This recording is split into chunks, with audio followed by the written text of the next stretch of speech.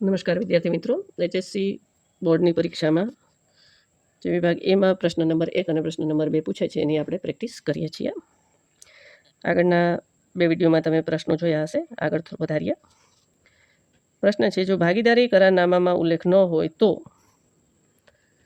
અથવા ભાગીદારો વચ્ચે કરારનામું થયેલ ન હોય ત્યારે ઉપાડ પર કેટલા ટકા વ્યાજ ગણાય? વ્યાજ ગણાય નહીં. ખાસ સમજવાનું, જ્યારે કરારનામામાં ઉલ્લેખ ન હોય ત્યારે મૂડી પર વ્યાજ આપી ન શકાય અને ઉપાડ પર વ્યાજ વસૂલ કરી શકાય નહીં.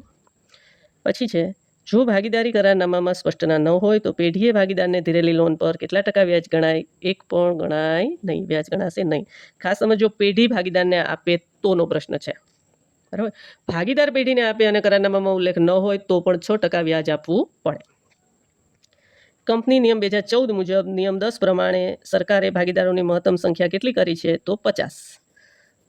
કેટલી છે? 50. ક્યારેક વિભાગ એ અને બીમાં નાના એવા પ્રશ્નો પણ પૂછાય છે. એટલી બધી ગણતરી નથી હોતી. ગણતરી કરતા તો તમને અડધી સેકન્ડ પણ ન થાય એટલી ઝડપથી. ખાસ તમારા કન્સેપ્ટ ક્લિયર છે કે નહીં એ ખાસ આમાં જાણવાનું હોય છે.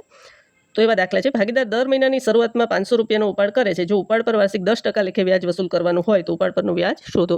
ખાસ સમજો, તમારે ક્યાંય પણ ગણતરી બતાવવાની નથી, માત્ર તમારે તમારી માટે ગણતરી કરવાની છે. વિભાગ એમાં ક્યાંય પણ ગણતરી દર્શાવવાની નથી.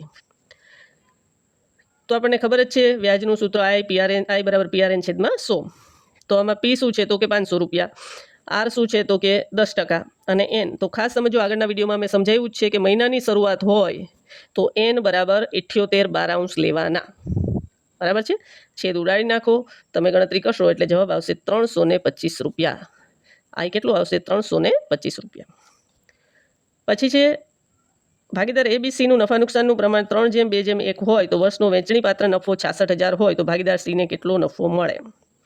તો ABCનું કુલ પ્રમાણ થયું 3 ને 2 5 ને 1 6. કુલ પ્રમાણ 6, Cનો ભાગ 1. કુલ નફો 66,000 ગુણ્યા 1 6 11 છે 66. એટલે Cને મળશે 11,000 રૂપિયા. ખાસ સમજો, ગણતરી ક્યાંય પણ દર્શાવવાની નથી, માત્ર તમારે શીખવા માટે, ગણવા માટે જ કરવાની છે. પરીક્ષામાં માત્ર તમારે MCQનો જવાબ જ લખવાનો છે. એના પછી જુઓ, ABCની મૂડીનું પ્રમાણ 3:2:1 હોય તો વર્ષનો નફો 66,000 હોય તો Cને કેટલો નફો મળે? ખાસ અગત્યનું, અહીંયા ધ્યાન આપો, મૂડીનું પ્રમાણ આપ્યું છે, નફા નુકસાનનું નહીં. જ્યારે પણ મૂડીનું પ્રમાણ આપ્યું હોય, નફા નુકસાનનું પ્રમાણ ન આપ્યું હોય ત્યારે નફો સરખે હિસ્સે વહેંચવાનો થાય.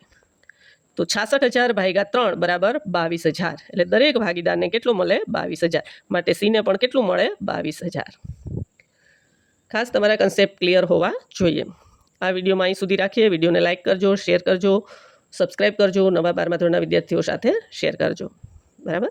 કોમેન્ટ કરજો, ન સમજાય એવું હોય તો કહેજો. વિડીયો વધારે કઈ રીતે સારી રીતે બનાવી શકાય એ વિશે સૂચન કરજો. તમારું સૂચન મારી માટે ખૂબ જ અગત્યનું છે. આ વિડીયોમાં અહીં સુધી રાખીએ. વળી પાછા મળીએ બીજા વિડીયોમાં. અસ્તુ.